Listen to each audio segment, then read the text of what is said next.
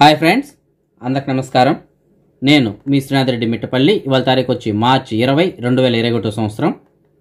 ఇవాళ ముఖ్యాంశాలకు వచ్చినట్టయితే కువైట్లో ఈ కరోనా కేసులు క్రమంగా పెరుగుతున్నాయి అని చెప్పేసి కువైట్కి సంబంధించినటువంటి ప్రభుత్వం అయితే కనుక ఈ పాక్షిక కర్ఫ్యూ అనేటువంటిది తీసుకురావడం జరిగింది. అయితే పాక్షిక కర్ఫ్యూ పెట్టిన తర్వాత కూడా కేసులు అనేటువంటిది ఏమాత్రం తగ్గట్లేదు, అలాగే పెరుగుతూనే ఉన్నాయి. ఈ పాక్షిక కర్ఫ్యూ విధించినప్పటి నుంచి ఇప్పటి వరకు సుమారుగా ఒక 14,245 కొత్త కేసులు అయితే కనుక నమోదవడం జరిగింది. అలాగే ఒక 74 మంది వచ్చి ఈ కరోనా కారణంగా చనిపోవడం జరిగింది. ఈ పాక్షిక కర్ఫ్యూ విధించినప్పటి నుంచి ఇప్పటి వరకు నమోదైనటువంటి కేసుల్లో ఎవరెవరికి ఎన్ని కేసులు నమోదయ్యాయి మనం చూసుకున్నట్టయితే కువైట్కి సంబంధించిన పౌరులకు వచ్చి 67% మందికి కరోనా పాజిటివ్ అనేది రావడం జరిగింది. అది మన ప్రవాసీలకు చూసుకున్నట్టయితే కనుక 33% మందికి రావడం జరిగింది. అంటే ప్రవాసీల కన్నా కువైట్ వాళ్ళకి ఎక్కువగా ఈ కరోనా అనేటువంటిది కువైట్లో ఉన్నట్టు వీళ్ళు చెప్తున్నారు. అయితే కువైట్ ప్రభుత్వం ఈ కరోనాని అరికట్టడానికి చాలా జాగ్రత్తలు అయితే కనుక తీసుకుంటుంది. అలాగే తనిఖీలు కూడా చేపడుతున్నారు. అయినా సరే ఈ కేసులు పెరుగుతున్నాయి అంటే ఎక్కడో లోపం ఉంది. సో దీనికి మనం కూడా ఒక కారణం అయి ఉండొచ్చు. సరైనటువంటి మాస్కులు ధరించకపోవడం, సామాజిక దూరం పాటించకపోవడం, ఇలాంటి కారణాలు కూడా ఉండొచ్చు. కాబట్టి ప్రతి ఒక్కరూ ఎవరికి వారు సామాజిక దూరం అలాగే మాస్కులు ఇలాంటివి ధరించినట్టయితే వీటిని మనం చాలా వరకు అరికట్టడానికి అవకాశం ఉంటుంది. యాస్పిరిన్ అనేటువంటి మందు గురించి మీకు అందరికీ తెలిసే ఉంటుంది కదా ఫ్రెండ్స్. ప్రపంచవ్యాప్తంగా ఇది అందరికీ చాలా పరిచయమైనటువంటి మందే. ఇది చాలా రకాలుగా చాలామంది ఏదో ఒక సందర్భంలో వాడుతూనే ఉంటారు. జనరల్గా ఈ హృదయ సంబంధమైనటువంటి వ్యాధులతో బాధపడిన వాళ్ళు, అంటే బీపీ ఉన్నటువంటి వాళ్ళు కానీ జ్వరానికి, నొప్పులకి, వాపులకి ఇలాంటి వాటికి వాడుతూ ఉంటారు. ఇది చాలామందికి తెలిసే ఉంటుంది ఇది. అయితే ఈ మధ్య కాలంలో ఇది కరోనాకి కూడా తగ్గించడానికి ఇది ఉపయోగపడుతున్నట్టు మనకి తెలుస్తుంది. ఇజ్రాయెల్లో సుమారుగా ఒక 10,000 మంది పైన ప్రయోగాలు చేసినప్పుడు వీరికి యాస్పిరిన్ మందు అయితే ఇవ్వడం జరిగింది. ఇది వాడినటువంటి వాళ్ళలో 29% మందికి అయితే కనుక ఈ కరోనాని తట్టుకునేటువంటి శక్తి వచ్చినట్టు వాళ్ళు చెప్తున్నారు. అలాగే కరోనా పాజిటివ్ వచ్చినటువంటి వాళ్ళకి కూడా ఈ డ్రగ్ అనేటువంటిది ఇవ్వడం వల్ల వాళ్ళు త్వరగా రికవరీ అవుతున్నారు. అంటే నార్మల్గా రికవరీ అయ్యేటటువంటి వాళ్ళకన్నా ఒక 3-4 రోజుల ముందే రికవరీ అవ్వడం జరుగుతుంది. అలాగే ఎలాంటి సింటమ్స్ లేకుండా తొందరగానే రికవరీ అవుతున్నారు అనమాట. అంటే ప్రాబ్లమ్స్ ఏం లేకుండానే రికవరీ కూడా అవడం జరుగుతుంది. అయితే దీనిపైన ఇంకా పరిశోధనలు జరగాల్సి ఉంది. పరిశోధనలు చేస్తూనే ఉన్నారు. ఇప్పటి వరకు వీళ్ళు చెప్తున్న దాని ప్రకారం ఇది కూడా ఈ కరోనాని ఎదుర్కోవడానికి అయితే ఇంకా కొద్దిగా ఉపయోగపడుతుందని చెప్పేసి చెప్తున్నారు. అయితే దీన్ని అఫిషియల్గా నిర్ధారించడానికైతే ఇంకా కొన్ని ప్రయోగాలు చేయాల్సి ఉంది. గతంలో కూడా ఇదే విధంగా మీకు అందరికీ తెలిసిందే కదా, మలేరియాకి వాడే మందులు అలాగే అజిత్రోమైసిన్ ఇలాంటివి కూడా ఈ కరోనాని ఎదుర్కోవడానికి ఉపయోగపడుతున్నాయని చెప్పారు. అది కొద్ది రోజులు వాడడం జరిగింది. దాని తర్వాత ఇంకా మంచి మందులు ఏదైనా రావడం జరిగింది. సో ఇప్పుడు ఇది కూడా చెప్తున్నారు. మరి ఫ్యూచర్లో దీనివల్ల ఇంకేదైనా కొత్త మందులు వస్తాయో మనం చూడాలి. ముబారక్ ఆల్ కబీర్ ఏరియాలో ఒక 2 సంవత్సరాల చిన్నారి అయితే కనుక బాత్ టబ్లో పడి చనిపోవడం జరిగింది. ఆ పాప తండ్రి ఇచ్చినటువంటి వాంగ్మూలం ప్రకారం ఈ తల్లి తండ్రి ఇద్దరు అయితే కనుక హాల్లో ఉన్నారు. అయితే ఈ పాప మాత్రం బాత్రూంలో ఉన్నటువంటి ఒక చిన్న వాటర్ టబ్లో పడి చనిపోవడం జరిగింది. ఈ విషయాన్ని గమనించినటువంటి కద్దామ ఈ తల్లిదండ్రులకి సమాచారం ఇచ్చింది. అయితే వీళ్ళు వెంటనే పోలీసులకు సమాచారం ఇచ్చారు. అలాగే ఈ కద్దామ పైన కూడా వీళ్ళు అనుమానించడం జరిగింది. కద్దామాని కూడా పోలీసు వాళ్ళు అయితే అదుపులో తీసుకోవడం జరిగింది. అయితే అనుమానంతోనే అదుపులో తీసుకున్నారు. తర్వాత విచారణలో ఈ కద్దామాకి సంబంధం లేదని చెప్పేసి కద్దామాని కూడా వదిలేయడం జరిగింది. అయితే హాస్పిటల్ సిబ్బంది మాత్రం ఈ పాప అప్పటికే చనిపోయినట్టు ధృవీకరించారు. ఫేస్బుక్ కంపెనీకి సంబంధించినటువంటి ఇన్స్టాగ్రాము, మెసెంజరు అలాగే వాట్సాప్లో ఏదైనా నిన్న రాత్రి సుమారుగా ఒక అరగంట పాటు పనిచేయలేదు. అది ప్రపంచవ్యాప్తంగా చాలా ఏరియాల్లో పనిచేయలేదు. కొన్ని టెక్నికల్స్ ప్రాబ్లమ్స్ వల్ల ఇది పనిచేయలేదని చెప్పేసి ఫేస్బుక్ ప్రతినిధి అయితే చెప్పడం జరిగింది. అలాగే ఆయన అందరికీ క్షమాపణలు కూడా చెప్పడం జరిగింది. పోలీసు వాళ్ళు ఎంత బిజీగా ఉన్నా అలాగే వారి విధి నిర్వహణలో ఒక్కొక్కసారి కఠినంగా ఉన్నా సరే అప్పుడప్పుడు వారి యొక్క మానవత్వాన్ని కానీ అలాగే సమాజ సేవను కూడా మర్చిపోరు. అలాంటి అప్పుడప్పుడు వాళ్ళు బయట చూపిస్తుంటారు. కువైట్లో కూడా ఇలాంటి సంఘటనలు కొన్ని జరిగాయి. వాటికి సంబంధించిన ఒక వీడియో కూడా ఉంది, గమనించండి.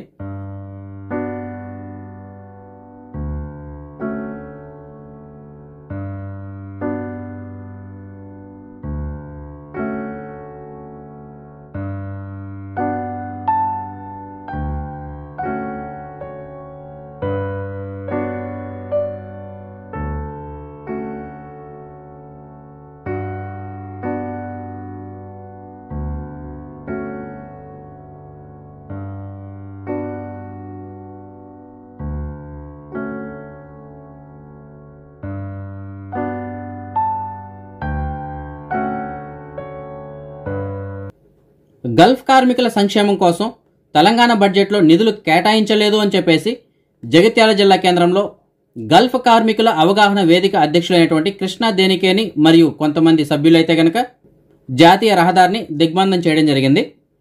వీరందరి యొక్క కోరిక ఏమిటంటే ఇప్పుడు ప్రస్తుతానికి ఆంధ్రప్రదేశ్లో ఏదైతే ఏపీఎన్ఆర్టీ వాళ్ళు ప్రవేశపెట్టినటువంటి ప్రవాసాంధ్ర భరోసా బీమా పథకం ఏదైతే ఉందో సేమ్ అదే విధంగా తెలంగాణలో కూడా కావాలని చెప్పేసి వీళ్ళు ఒక కోరికని కోరుతున్నారు.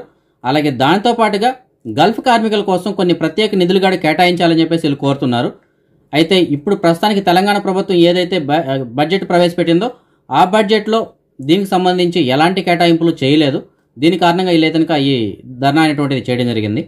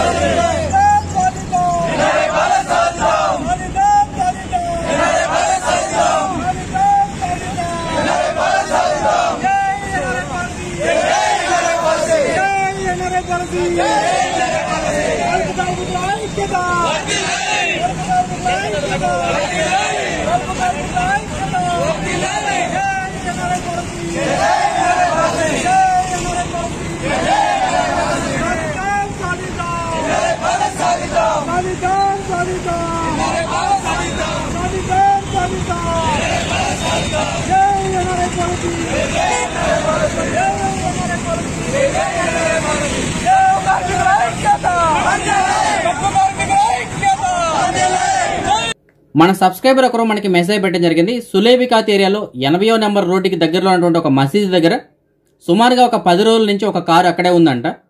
ఆ కారు వచ్చి చెవరోలెట్ కారు, అది కారు నెంబర్ వచ్చి లాస్ట్లో 34528గా ఉంది.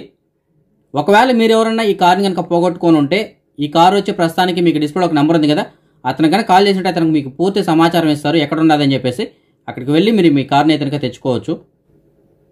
మన సబ్స్క్రైబర్స్ కొంతమంది వారి దగ్గర రూములు ఖాళీగా ఉన్నాయని చెప్పేసి మనకి మెసేజ్ పెట్టడం జరిగింది. ఒక సబ్స్క్రైబర్ వచ్చి హవల్లీ ఏరియా నుంచి, అలాగే ఇంకొక ఇద్దరు వచ్చి జహరా ఏరియా నుంచి మెసేజ్ పెట్టారు. వారికి సంబంధించినటువంటి నెంబర్లు అయితే కనుక మీకు డిస్ప్లేలో ఇస్తున్నాను.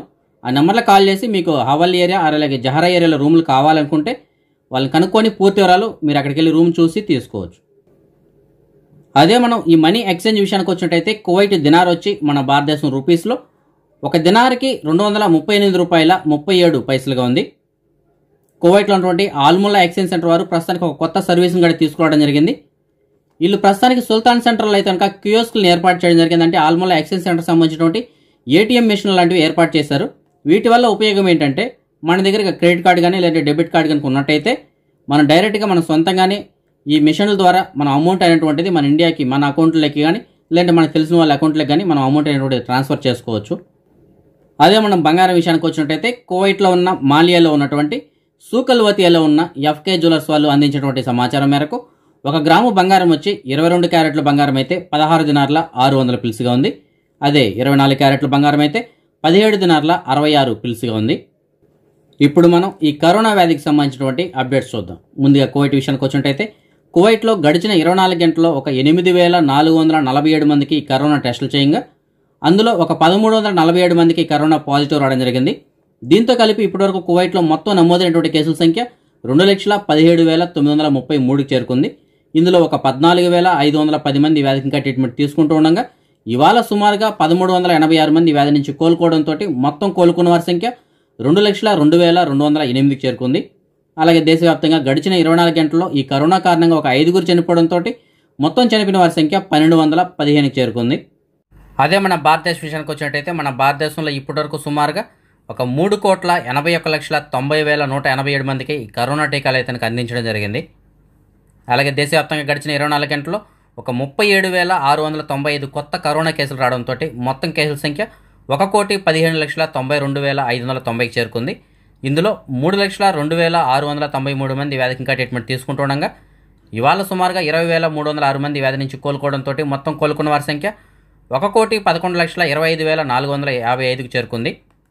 అలాగే దేశవ్యాప్తంగా గడిచిన 24 గంటల్లో ఒక 140 మంది వ్యాధి కారణంగా చనిపోవడంతో మొత్తం చనిపోయిన వారి సంఖ్య 1,59,734కి చేరుకుంది. మహారాష్ట్రలో గడిచిన 24 గంటల్లో 27,126 కేసులు నమోదై అలాగే కేరళలో 2,078 కేసులు, కర్ణాటకలో 1,798 కేసులు చొప్పున నమోదు జరిగింది. అదే మన తెలుగు రాష్ట్రాల విషయానికి వచ్చినట్టయితే ఆంధ్రప్రదేశ్లో గడిచిన 24 గంటల్లో 380 కొత్త కేసులు నమోదు కాగా ఇప్పటివరకు ఆంధ్రప్రదేశ్లో నమోదైనటువంటి మొత్తం కేసుల సంఖ్య 8,93,366కి చేరుకుంది. ఇందులో ఒక 2,083 మంది వ్యాధికి ఇంకా ట్రీట్మెంట్ తీసుకుంటుండగా ఇవాళ సుమారుగా 204 మంది వ్యాధి నుంచి కోలుకోవడంతో మొత్తం కోలుకున్న వారి సంఖ్య 8,84,094కి చేరుకుంది. అలాగే రాష్ట్ర వ్యాప్తంగా గడిచిన 24 గంటల్లో ఒక ఇద్దరు ఈ వ్యాధి కారణంగా చనిపోవడంతో మొత్తం చనిపోయిన వారి సంఖ్య 7,189 చేరుకుంది. ఆంధ్రప్రదేశ్లో గడిచిన 24 గంటల్లో నమోదైనటువంటి కేసులు మనం జిల్లాల వారీగా చూసుకున్నట్టయితే తూర్పుగోదావరి జిల్లాలో 26 కేసులు నమోదై, అలాగే పశ్చిమ గోదావరిలో 5, చిత్తూరు జిల్లాలో 60, గుంటూరులో 70, అనంతపురంలో 22, నెల్లూరులో 21, ప్రకాశంలో 6, కర్నూలులో 51, విశాఖపట్నంలో 43, కడపలో 8, కృష్ణాలో 44, శ్రీకాకుళంలో 15, అలాగే విజయనగరంలో 9 కేసుల చొప్పున నమోదు జరిగింది. అదే మనం తెలంగాణ విషయానికి వచ్చినట్టయితే తెలంగాణలో ఇవాళ కొత్తగా 364 కేసులు రావడంతో మొత్తం కేసుల సంఖ్య 3,02,724 చేరుకుంది. ఇందులో ఒక 2,607 మంది వ్యాధికి ఇంకా ట్రీట్మెంట్ తీసుకుంటుండగా ఇవాళ సుమారుగా 189 మంది వ్యాధి నుంచి కోలుకోవడంతో మొత్తం కోలుకున్న వారి సంఖ్య 2,98,451 చేరుకుంది. అలాగే రాష్ట్ర వ్యాప్తంగా గడిచిన 24 గంటల్లో ఒక ఇద్దరు ఈ వ్యాధి కారణంగా చనిపోవడంతో మొత్తం చనిపోయిన వారి సంఖ్య 1,666 చేరుకుంది. అదే మనం ప్రపంచవ్యాప్తంగా చూసుకున్నట్టయితే ప్రపంచవ్యాప్తంగా ఇప్పటివరకు సుమారుగా ఒక 12,31,00,000 కేసులు నమోదు కాగా అందులో ఒక 9,92,00,000 మంది అయితే ఈ వ్యాధి నుంచి ఇప్పటివరకు కోలుకోవడం జరిగింది. అలాగే సుమారుగా 27 లక్షల మంది అయితే ఈ వ్యాధి కారణంగా ఇప్పటివరకు చనిపోవడం జరిగింది. అదే మనం నిన్నటి విషయానికి వచ్చినట్టయితే ప్రపంచం మొత్తం మీద సుమారుగా 5,14,000 కేసులు నమోదు కాగా అందులో అమెరికాలో 65,900 కేసులు నమోదాయి, బ్రెజిల్లో 89,000 కేసులు, మన భారతదేశంలో 40,900 కేసులు నమోదవడం జరిగింది. రష్యాలో 9,000, ఇటలీలో 25,000, టర్కీలో 21,000, అలాగే జర్మనీలో 16,500 కేసుల చొప్పున నమోదు జరిగింది. మన సబ్స్క్రైబర్స్ చాలామంది ఈ జాబ్ వేకెన్సీస్ గురించి వెయిట్ చేస్తుంటారు. కాబట్టి మీకు తెలిసిన చోట ఎక్కడైనా సరే పార్ట్ టైం కానీ ఫుల్ టైం కానీ ఏదైనా వేకెన్సీలు ఉంటే కనుక వీడియో కింద డిస్క్రిప్షన్లో నా వాట్సాప్ నెంబర్ ఉంటుంది. ఆ నెంబర్కి మీరు మెసేజ్ ద్వారా తెలియజేయగలరు. ఇవాళ కూడా మనకి కొంతమంది సబ్స్క్రైబర్లు మెసేజ్ పెట్టారు. అందులో ఒక సబ్స్క్రైబర్ మనకి సాల్మియా ఏరియా నుంచి మెసేజ్ పెట్టడం జరిగింది. ఒక షాప్లో పనిచేయడానికి 2 మనుషులు కావాలని చెప్తున్నారు. షాప్ అయితే కనుక కాస్మెటిక్స్ అలాగే పర్ఫ్యూమ్కి సంబంధించినటువంటి షాప్ ఇది. ఇందులో పనిచేయడానికి 2 సేల్స్ గర్ల్స్ కావాలని చెప్తున్నారు, ఆడవాళ్ళు కావాలంటున్నారు. అయితే వాళ్ళకి తప్పనిసరిగా 18వ నెంబర్ వీజా అంటే సూన్ వీజా కానీ లేదంటే 22వ నెంబర్ వీజా అంటే ఫ్యామిలీ వీజా కానీ ఉన్నట్టు వాళ్ళు మాత్రమే కావాలని చెప్తున్నారు. ఎందుకంటే ఈ అకామా మార్చుకుందని కూడా అవకాశం ఉంటుంది కాబట్టి ఫ్యామిలీ వీజా ఉన్నట్టు వాళ్ళు కానీ లేదంటే సూన్ వీజా ఉన్నటువంటి వాళ్ళు కానీ ఇలాంటి వాళ్ళు మాత్రమే కావాలని చెప్తున్నారు. మంచి జీతం ఇస్తారంట. దీనికి సంబంధించినటువంటి పూర్తిల కోసం అయితే మీకు డిస్ప్లేలో ఒక నెంబర్ ఉంది కదా, ఆ నెంబర్ కాల్ చేసి పూర్తిలు కనుక్కొని వెళ్ళగలరు.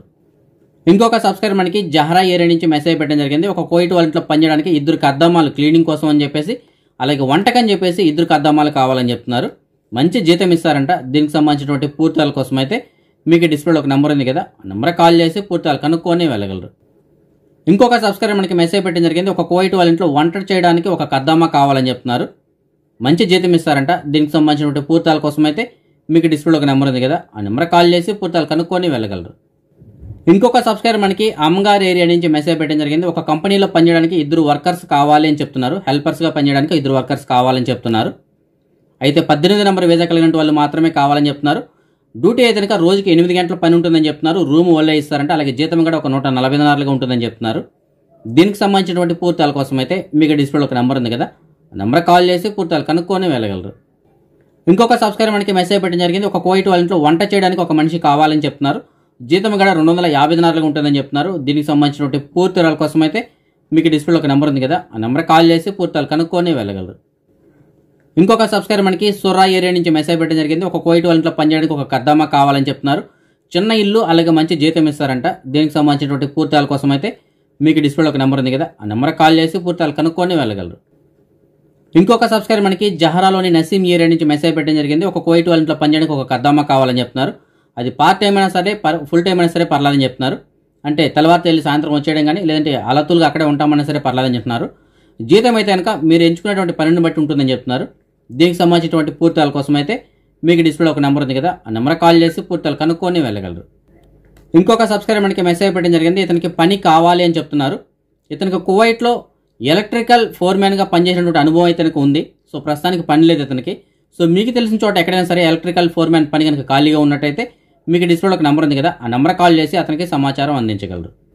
ఇంకొక సబ్స్క్రైబర్ మనకి అబ్బాసియా ఏరియా నుంచి మెసేజ్ పెట్టడం జరిగింది. ఇతనికి కూడా పని కావాలని చెప్తున్నారు.